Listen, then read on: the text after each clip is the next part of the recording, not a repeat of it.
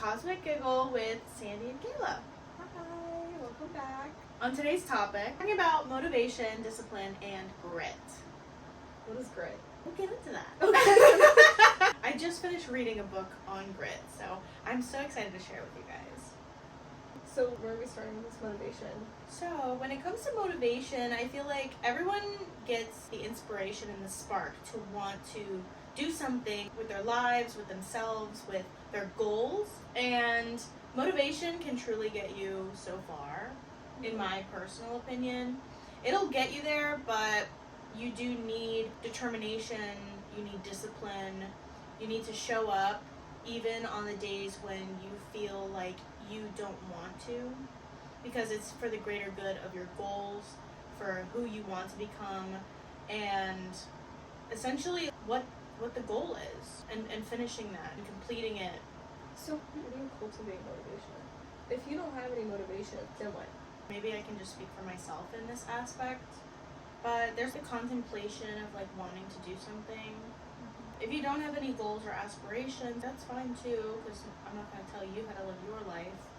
However, if you are someone who sees yourself being a part of something bigger, working towards something, somebody that has goals, whether it's fitness, mental health, career, relationship, I feel like without it, life is a little emptier, in my opinion.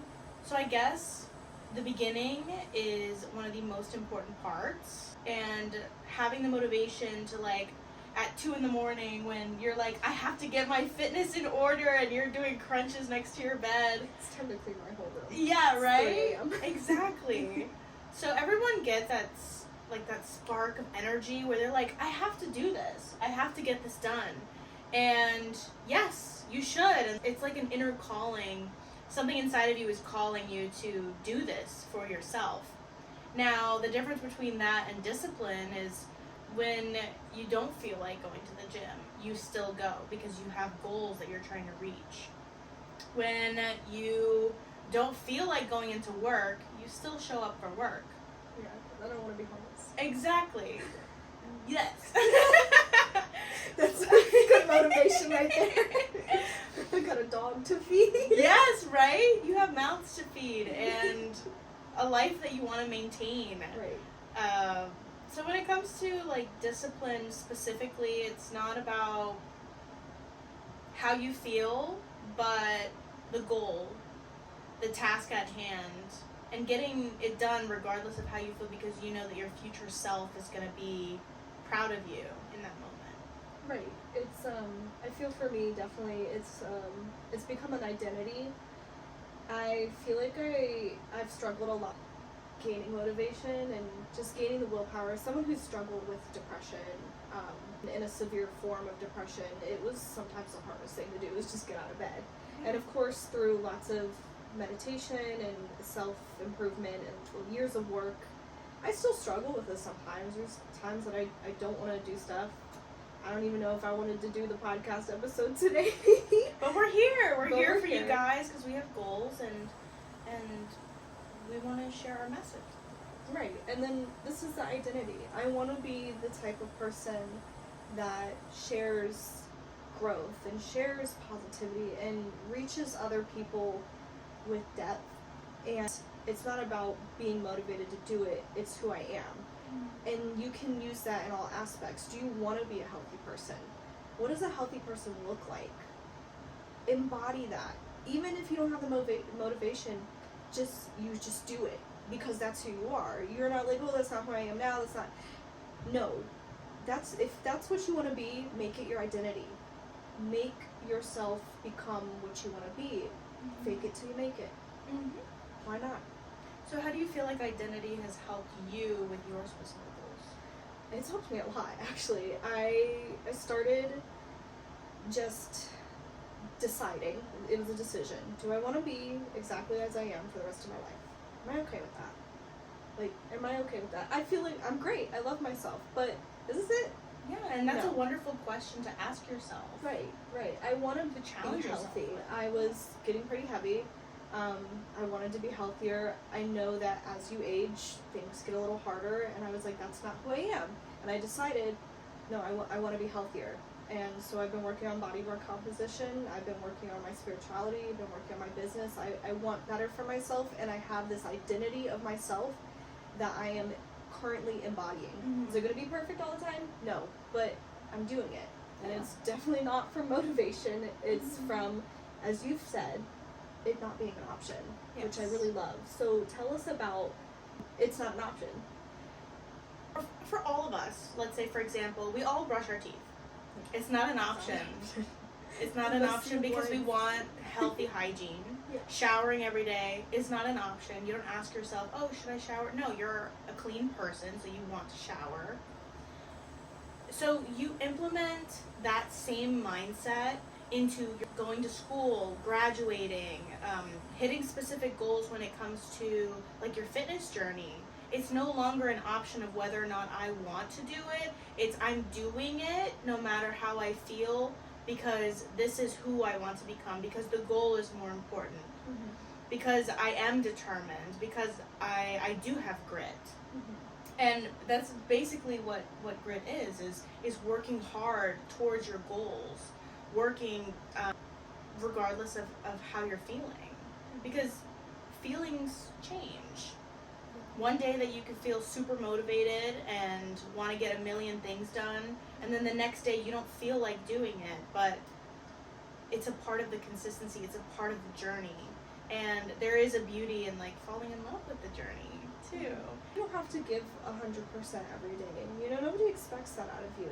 You don't have to be perfect on top of it, completely aligned with who you have in your head. You don't have to do it every day, but do something every day that aligns you with that, even just a little bit, even if it's a small percentage, you know. Even though it's about putting in the work, whether you feel like it or not. And even if you're not going to do 100% this time, please do a percentage.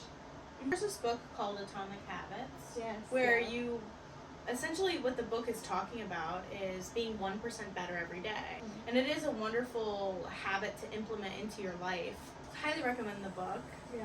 But- I think you mentioned that in perspective too. It's Yeah? a great book. It is so a wonderful we've book. mentioned it twice. If you haven't looked at it yet, Please I do. recommend. We're not sponsored. Yeah, we're Unless not. you guys, Atomic Habits. The author. If anyone special's watching this. Okay, so yeah, it's a good book. But yeah, me personally, I feel like challenging yourself with those questions of like, is this all I'll ever be? Challenging yourself with the questions of like, is this truly my full potential? Because what if you did locked in school, on your physique, on these amazing habits that are one going to help you long term in the future, building phenomenal habits that, you know, create a foundation that's unshakable mentally and physically. And I guess just identifying with that and becoming that, embodying that person of full potential, 100%, giving it your all. Like, imagine how amazing that person would be. Like, you are capable of doing it. All it is just some work. And it's the difference between, like, living an average life or living up to your fullest potential. Right. And you've also said something to me before. It was pertaining to kids, but I feel like this is very fitting, is if you do the hard work now, it's going to be easier later. Yes. Yeah. Yeah, so whenever you're experiencing something for the first time, it is going to be like in slow motion, right? So the first time you are doing squats at the gym, it's going to be scary. You're going to feel like you're like under a spotlight. Am I doing this right? Like, what's going on? But after like the 100th time of you doing squats, like, you've got it in the bag, and it becomes like second nature. So, I'm sorry, what was your question again? It was just talking about how if you do the hard work first, it becomes easier, which is right with the squats. Mhm. Your first ever squat, you're like, oh my god, is my form? Do I look crazy? Yeah. Which I experience a lot in the gym. But after you keep doing it and you keep doing it and you practice and you do it a million times, you're like, okay, it's just a squat. Yeah, like, why do you have a fear of failure? Failure only happens when you stop trying. Yes. Now, when you fall down and get back up, and you fall down again and get back up, like, there's no shame in that. Mhm. That in itself is not failure. It's Failure not. is like stopping because you kept falling and then leaving it at that. No, you should keep going. And that's what grit is. That's what determination is. That's what discipline is. Right. Failure is a step to success. Yes. Nobody successful has not failed. Mhm. Failure is a way to learn, to do better.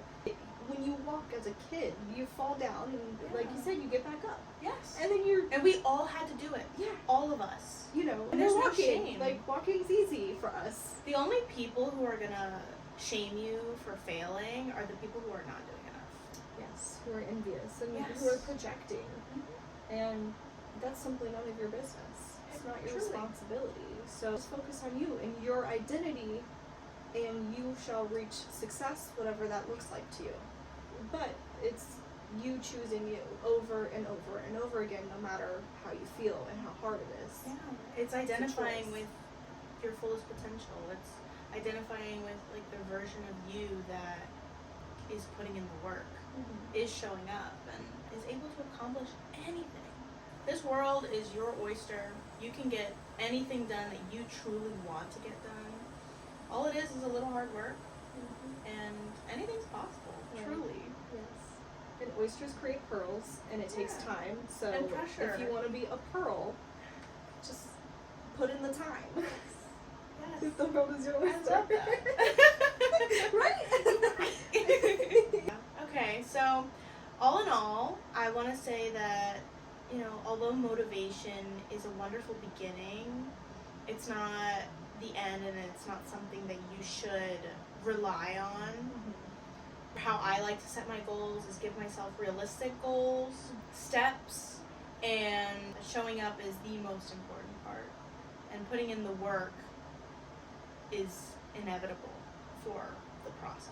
And with what you said about setting realistic goals, I think is really important. Because a lot of us, or at least me, I was trying to diet, and I was like, I'm cutting everything out, which is wild. The sugar withdrawals, the corn syrup withdrawals is crazy. And your body will literally go through withdrawals, and then you're like, oh, I'll have a cheat day, and then again, it's a cycle. You fall back, and you're like, oh, I messed up one day, I'm just gonna stop. Or I missed one day at the gym when I went 5 days. Well, I'm just not going to go to the gym anymore. We are kind of quick to give up sometimes because we're like, oh, it's not what I thought, because we tried to do everything at once. Just set a realistic goal. I cut out soda, and I switched it with like Ollipops, and I did not like Ollipops in the beginning. Believe me, I'm like, oh, what is this stuff? But every time I had the craving, I made myself drink like a sip of it, and I started to like it. But it was that one thing, and then after that, I cut out corn syrup.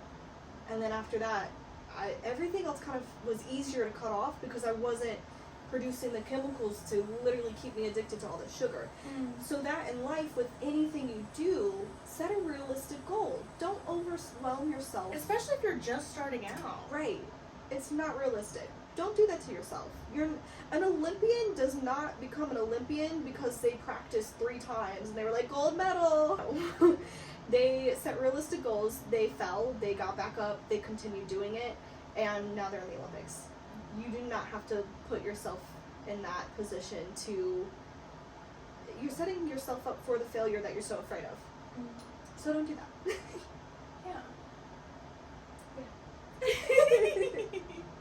I agree. There's a lot of work that goes on behind the scenes where you can easily look up at someone who's at the top and be like, wow, yeah, they have it easy. It's their genetics.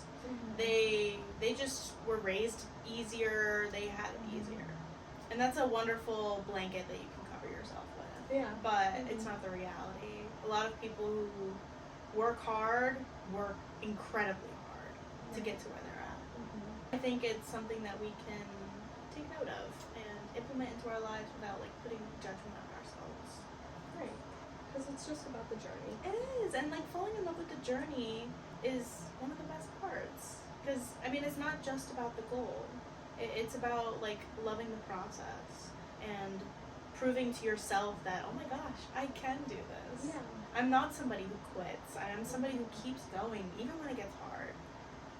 And that in itself becomes motivation, because there's so many times that I know you, we look back in the past of how hard things were and how hopeless some things seemed. And when I do look back at that and look at who I am now and who I'm becoming, I get really grateful that I did experience those things and how far I have come, and I do fall in love with the journey. It's very like, wow, look how far I've come, and I can't wait to see how far I'm going to go. And that itself will become a motivation as well. Well, thank you so much for joining us on our podcast today on motivation, determination, grit, and discipline. Yes, thank you so much. We'll see you next time. Alrighty, bye!